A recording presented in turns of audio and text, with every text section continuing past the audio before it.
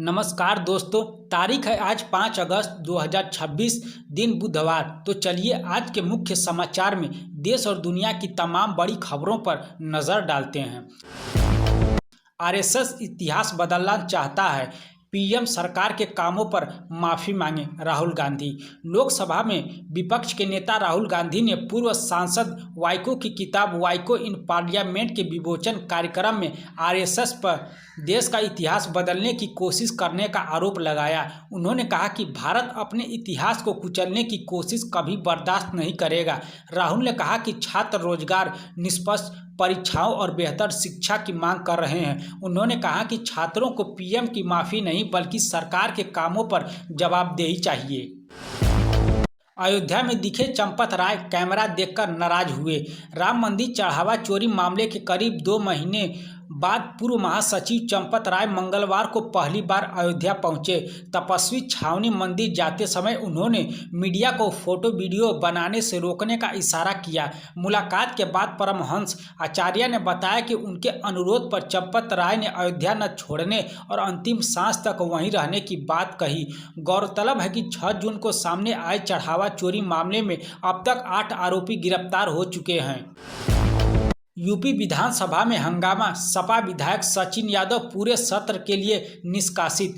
राम मंदिर चढ़ावा चोरी मुद्दे पर यूपी विधानसभा में मंगलवार को जोरदार हंगामा हुआ। विधानसभा अध्यक्ष सतीश महाना ने सपा विधायक सचिन यादव को पूरे सत्र के लिए सदन से निष्कासित कर दिया। इसके बाद सचिन विधानसभा के बाहर धरने पर बैठ गए। उनके समर्थक में 20 से अधिक सपा विधायक पहुंचे। नेता प्रतिपक्ष माता प्रसाद पांडेय के समझाने पर धरना समाप्त हुआ। सचिन ने सदन में सीएम योगी की फोटो लहराई थी, जिस पर अध्यक्ष नाराज हो गए। त्रिशा पर टिप्पणी विवाद में उदयनिधि स्टालिन गिरफ्तार, पूछताछ के बाद रिहा। तमिलनाडु के नेता प्रतिपक्ष और डीएमके नेता उदयनिधि स्टालिन को अभिनेत्री त्रिशा पर कथित आपत्तिजनक टिप्पणी के मामले में गिरफ्तार किया गया। करीब 8 घंटे की पूछताछ के बाद उन्हें रिहा कर दिया गया। बाहर आने पर उन्हें आरोप लगाया कि उनके साथ आतंकवादी जैसा व्यवहार किया गया और कहा कि उनका किसी महिला का अपमान करने का कोई इरादा। उदयनिधि ने सफाई दी कि उनका बयान कावेरी के पानी को लेकर था, न कि अभिनेत्री त्रिशा के लिए। रांची में जेपीएससी जेएसएससी पेपर लीक पर छात्रों का प्रदर्शन जारी।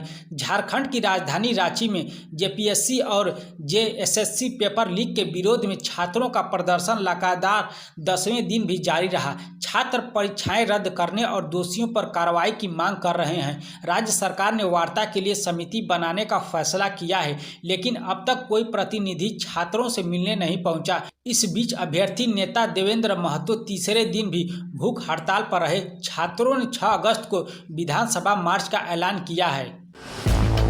बांग्लादेश छोड़ने के बाद पहली बार सार्वजनिक कार्यक्रम में बोलेंगी शेख हसीना। बांग्लादेश की पूर्व प्रधानमंत्री शेख हसीना आज नई दिल्ली स्थित foreign correspondents club of south Asia के कार्यक्रम को ऑनलाइन संबोधित करेंगी। 5 अगस्त 2024 को देश छोड़ने के बाद यह उनका पहला सार्वजनिक संबोधन होगा। बांग्लादेश ने भारत से इस भाषण पर रोक लगाने की मांग की, लेकिन भारत सरकार ने कहा कि यह एक निजी संस्था का कार्यक्रम है और सरकार का इससे कोई संबंध नहीं है। एफएसएसआई ने डाबर के कई उत्पादों की बिक्री पर लगाई रोक। Food safety and standard authority of India ने डाबर के कई उत्पादों, जिनमें शहद और गाय का घी शामिल है, की बिक्री पर रोक लगा दी है। ये उत्पाद 100% शुद्धता के दावे के साथ बेचे जा रहे थे। एफएसएसआई ने इन दावों को भ्रामक बताते हुए कंपनी से 15 दिनों के भीतर जवाब और रिपोर्ट मांगी है। इस संबंध में प्राधिकरण ने 3 अगस्त को सोशल मीडिया के जरिए जानकारी साझा की। केंद्र सरकार का दावा, 7 साल में 36 देशों से 274 भगोड़े भारत लाए गए, 17,874 करोड़ की संपत्ति अटैच। केंद्र सरकार ने मंगलवार को बताया कि पिछले 7 वर्षों में 36 देशों से 274 भगोड़ों का प्रत्यर्पण कर उन्हें भारत लाया गया है। सरकार के अनुसार यह 2004 और 2013 के दौरान हर साल औसतन 4 प्रत्यर्पण की तुलना में करीब 10 गुना अधिक है। इस अवधि में भगोड़ों की 17,874 करोड़ की संपत्ति भी अटैच की गई। पाकिस्तान को मौसी बताने वाले बयान पर विवादों में घिरे सनी देओल। फिल्म बंटवारा 1947 के प्रमोशन के दौरान अभिनेता सनी देओल का एक बयान विवादों में आ गया। पटना में उन्होंने अपने पिता धर्मेंद्र के पुराने बयान का जिक्र करते हुए पाकिस्तान को मौसी बताया। हालांकि उन्होंने स्पष्ट किया कि फिल्म की शूटिंग पाकिस्तान में नहीं बल्कि भारत में हुई है। सनी ने कहा कि दोनों देश कभी एक थे और इसी संदर्भ में यह बात कही गई थी। उनके बयान पर सोशल मीडिया पर मिली जुली प्रतिक्रियाएं सामने आई। बॉलीवुड साउथ के दिग्गज एक्टर प्रदीप रावत का निधन। लगान और गजनी समेत कई फिल्मों में नजर आने वाले दिग्गज एक्टर प्रदीप रावत का 74 साल की उम्र में मंगलवार को निधन हो गया। उनके निधन की जानकारी लगान में उनके साथ काम करने वाले अभिनेता यशपाल शर्मा ने इंस्टाग्राम पर श्रद्धांजलि देते हुए शेयर की। उन्होंने बताया कि एक्टर कैंसर से पीड़ित थे और बीमारी दोबारा लौट आई थी। पिछले 1 महीने से उनका अस्पताल में इलाज चल रहा था। स्पाइडरमैन ब्रांड न्यू डे ने भारत में 300 करोड़ का आंकड़ा पार किया। Hollywood film Spiderman brand new day box office पर शानदार प्रदर्शन कर रही है। सैनसिल के अनुसार फिल्म में रिलीज के 6वें दिन मंगलवार को 21 करोड़ रुपए की कमाई की। इसके साथ ही भारत में इसका कुल कलेक्शन 303 करोड़ रुपए पहुंच गया है। वहीं दुनिया भर में फिल्म में 8,915 करोड़ का कारोबार किया है। फिल्म का अनुमानित बजट लगभग 2,154 करोड़ रुपए बताया जा रहा है। दिल्ली और महाराष्ट्र में एसआईआर की डेडलाइन फिर बढ़ी। दिल्ली और महाराष्ट्र में विशेष गहन पुनरीक्षण की समय सीमा एक बार फिर बढ़ा दी गई है। दोनों राज्यों में एसआईआर की अंतिम तिथि 8 अगस्त से बढ़ाकर 17 अगस्त कर दी गई है। इसके साथ ही ड्राफ्ट मतदाता सूची अब 24 अगस्त को प्रकाशित होगी, जबकि अंतिम मतदाता सूची 27 अक्टूबर को जारी की जाएगी। चुनाव आयोग ने दूसरी बार इस कार्यक्रम में बदलाव किया है। जंतर मंतर पर भाषण देने वाले सिपाही शेर सिंह बर्खास्त। जंतर मंतर पर प्रदर्शन के दौरान भाषण देने वाले निलंबित पुलिसकर्मी शेर सिंह को सेवा से बर्खास्त कर दिया गया है। पिथौरागढ़ पुलिस ने कहा कि शेर सिंह ने अनुशासन, सत्यनिष्ठा और सेवा आचरण के मानकों का उल्लंघन किया, जिसे किसी भी स्तर पर स्वीकार नहीं किया जा सकता। शेर सिंह पहले से निलंबित थे। उनके खिलाफ उगाही और जमीन कब्जाने समेत कई गंभीर आरोप भी दर्ज हैं। E20 पेट्रोल की गुणवत्ता पर सरकार सख्त। 87,000 पंपों पर निगरानी।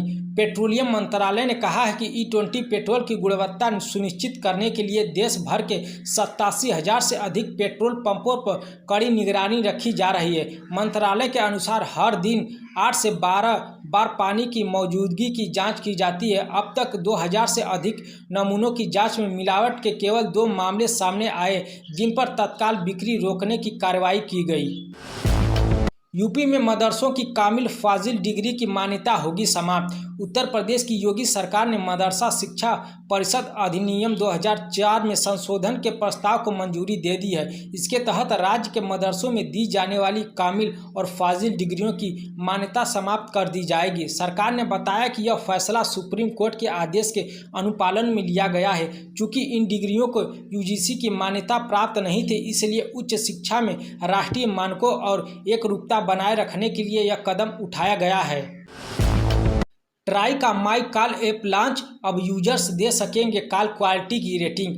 भारतीय दूरसंचार विनियामक प्राधिकरण ने एंड्रॉयड यूजर के लिए try my call app launch किया है। इस ऐप के जरिए यूजर्स हर कॉल के बाद उसकी वॉइस क्वालिटी को रेटिंग और फीडबैक दे सकेंगे। ट्राई का कहना है कि इस डेटा का उपयोग कॉल ड्रॉप की समस्या कम करने और देश में कॉलिंग अनुभव को बेहतर बनाने के लिए किया जाएगा।